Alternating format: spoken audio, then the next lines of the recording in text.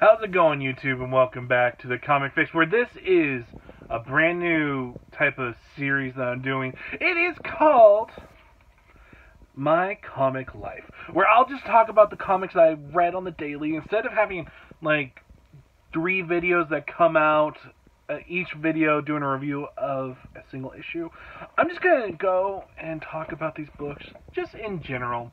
Now, I went and purchased a shit ton of books. A ton of books that it was just like, it was a daunting task to be like thinking to myself, do I really want to try to do a review for at least half of these? Because I got 30 books, and I was like, no, that does. So I thought it'd be easier just to go almost like a daily vlog, but where I'll just be talking about some of the books I read. Now, I just got off work, and I wanted a nice, easy way to end the night.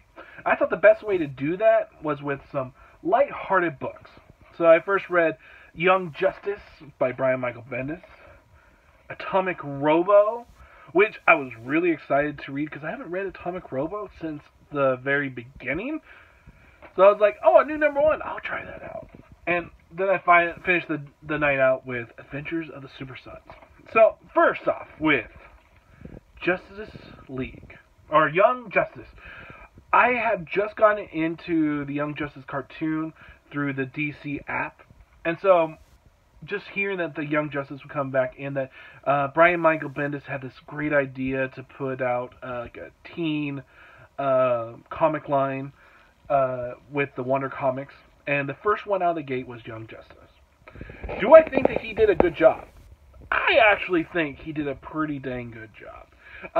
We got in here some brand new characters with Jenny Hex, which that was really cool. So you see this moment where this girl gets pulled over by the cops, and she's like this little hillbilly. You don't really get to know who she is until she's, revealed. And her reveal was so awesome. I was like, first off, I have missed Jonah Hex.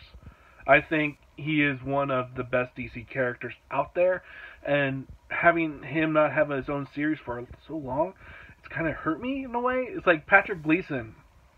Oh no, Jimmy Palmiotti. He went on Twitter, is like, hey, what should I write next? And I was like, there was no like suggestion for Jonah Hex, and it's like, that's the one you need to go write again, because Jimmy Palmiotti's his run on Jonah Hex was amazing. So it was really awesome to get this new Jenny Hex character, and to see the I forget what the Emerald Princess, or Gemworld. Gemworld has been brought back in this Young Justice. Now, back in the New 52, when they were doing their second round of brand new books, they did the Gemworld, Emerald Warriors. I think that's what it's called. But I have to look back and see what it was called. But I really liked this female character. You don't get to see her at all, I don't think, in this issue, or you see her once. But you get to see Gemworld attacking Earth, and they're asking for Superman because they know that Superman's the biggest badass of them all. And of course, they don't get that. They get Robin, and they get Impulse, and there was a really cool little transition where the comic had a certain look with Robin and with Jenny Hex. And then when Impulse got there, like the panel layouts got really crazy, and it was just so awesome. It was really intriguing to see how Patrick Gleason, the artist, how he did his panel layouts differently with each different character. There was a lot of times in this book, though, where it's like when it's introducing a new character, I felt like the pace kind of slowed down, and it kind of didn't get its traction back up, and then it did, and then it got like, alright, here's a new character, and so on and so forth. It was really intriguing to see that they're bringing back, it seems like, the original Superboy. I don't know if this will be like Superboy Prime, like that he'll become, but I don't know. It was funny though to see him, and he has like some facial hair, and Robin's like, or Impulse was like, when did you get facial hair? There was some good writing in here. I felt like this was one of the better of Brian Michael Bendis. You can definitely tell that he has a real passion behind this book. and I'm definitely am going to be putting this on my pull list because it felt like good fun. And like after work, like I didn't want anything dark and brooding. Like I didn't want to start off with Batman. I just wanted something light, and I knew with this new Young Justice it could have been the right thing, and it actually was. And then I was like, all right, I'm feeling good. I'm gonna go and read some Atomic Robo. Woo-wee! With the new number one, I thought I would be able to jump in and like really get grounded on what the story is. No, this book here, you have Atomic Robo. He's going to all these different people. There's really no explanation of who they are or what their affiliation with our main character. Like we have him going to this man who's gonna go into this lava pit. Or it used to be a lava pit, but now the lava's all gone, and it has like this giant hole. So he's decided, I'm going to go in there, I'm going to go and explore. And so Atomic Robo gives him this robot that will help him, guide him, basically. And it was like, okay. And I didn't really get the humor that I felt when I originally read Atomic Robo back in, I think it was 2009 or 2010, somewhere around there, 2011 maybe, where I originally got into Atomic Robo. And it was really fun, and it was really inventive, and then I never really picked up any other volumes, which I was really sad by. I should go back and read it. But I felt like that this issue had so many characters that we're not really introduced to, and there's like this whole entire class or this school that he's kind of started where he's trying to give these young inventors a way of having like free reign to invent whatever they wanted. Like there's no like whatever your imagination is, that's the limit. And I didn't really get it until like the middle of the book, where then it was like it finally explained on who these people are. Because like the first moment, like Tom Rose, like, all right, I'm gonna be leaving for the afternoon. And you got these these other side characters kind of like, oh no, please don't go. And then the power goes out, and I was kind of like, where am I? What are their affiliation with Atomic Robo? And then in the halfway mark, I got an explanation of who they are and what this whole entire school that he has created is. And so it felt a little messy. This issue felt a little messy. The art was as good as what I remember. It was just charming art. But as a new number one, it was kind of a mess, which I was really quite saddened by. But with it being saying it's a dawn of a new era with IDW, I'm going to give issue number 2 a chance because it's Atomic Robo and I want to support it. I mean, really, that's what I want to do. And I think you can see my little doggy right there, just like, come on, man, come back to bed. Like, I'll make my bed, right? And my dog, he goes, and he's like, this does not work for me. I gotta go and make myself a little nest. So, of course, there I get, like, all those little things so he can go make a little nest.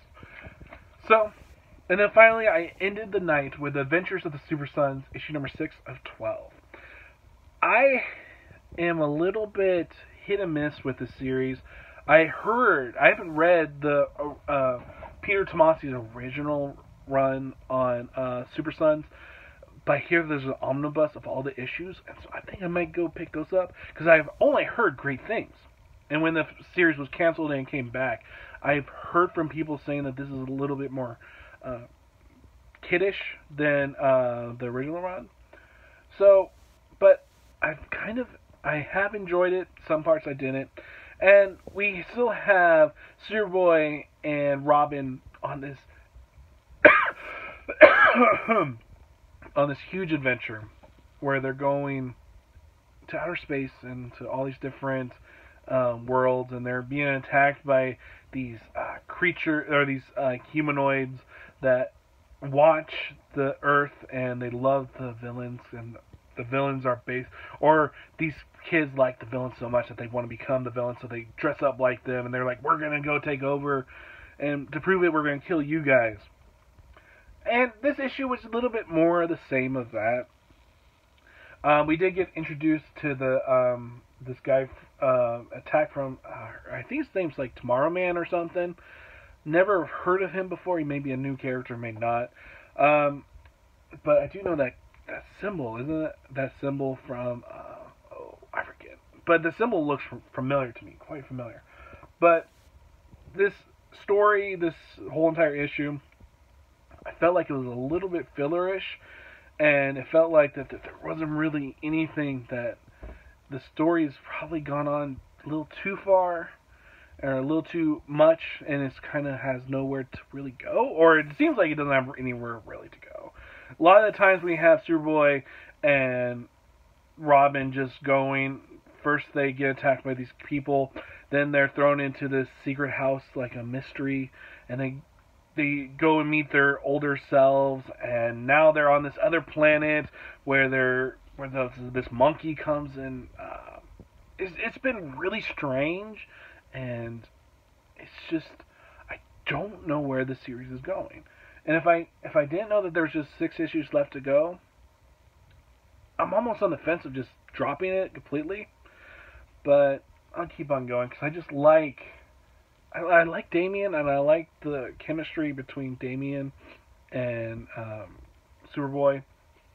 And knowing what's happening now with Superboy and Brian Michael Bennett's Superman run, it's kind of like, I like this Superboy, and I kind of want to keep him there.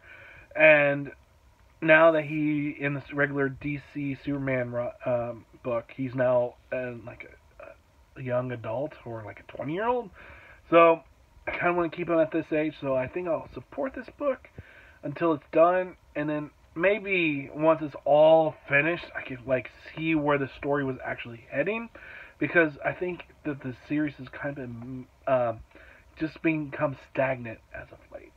But those are the 3 books that I read tonight, and I just wanted to end on a non like dark and gritty, type of night. I just wanted something light. And I think I kind of got that with these books. These books all have some enjoyment to them. They all have really good art. The writing may have been a little bit not as well done as I was hoping for, or maybe it wasn't new reader friendly, because Atomic Robo definitely wasn't.